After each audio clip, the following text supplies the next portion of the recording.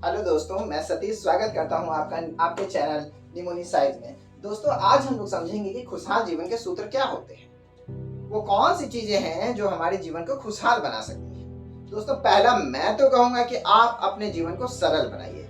जीवन अपने आप में उपजा हुआ है, पूरा नेटवर्क है, पूरा जाल बना हुआ है, इसमें हम आप हैं।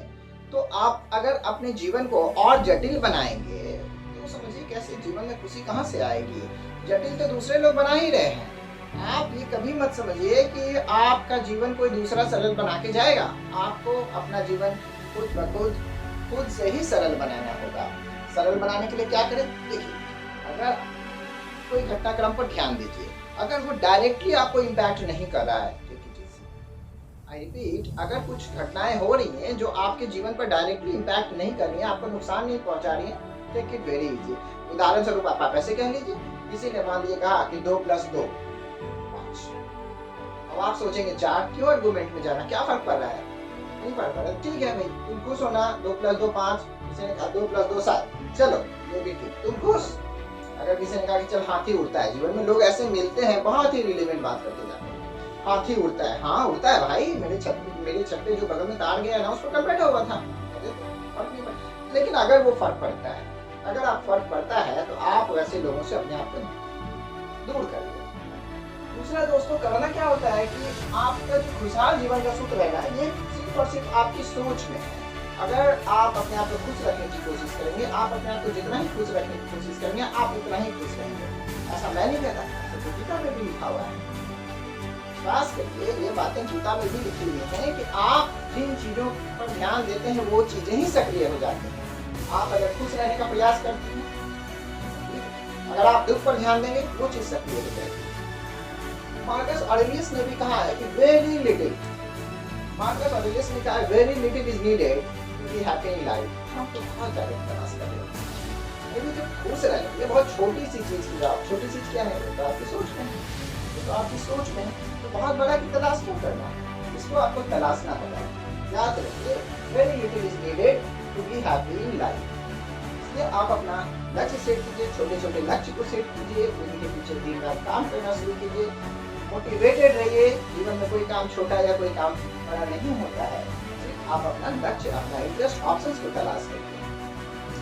दूसरा दोस्तों की जिम रॉन ने भी कहा है, happiness is not something that you postpone for future or postpone for tomorrow, but it is something that you design in the present.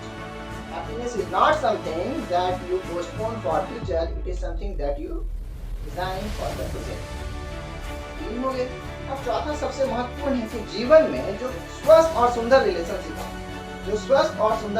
है, उसको मेंटेन करिए। अगर थोड़ा बहुत नुकसान भी हो रहा हो, अगर आपका रिलेशनशिप स्वस्थ है, सुंदर है, अच्छे लोगों से है, तो मेंटेन रखिए। बिकॉज़ मैंने अपने पिछले वीडियो में भी कहा है कि a man is known by the company he keeps and the book he reads. स्वस्थ और सुंदर लोगों के साथ रहिए।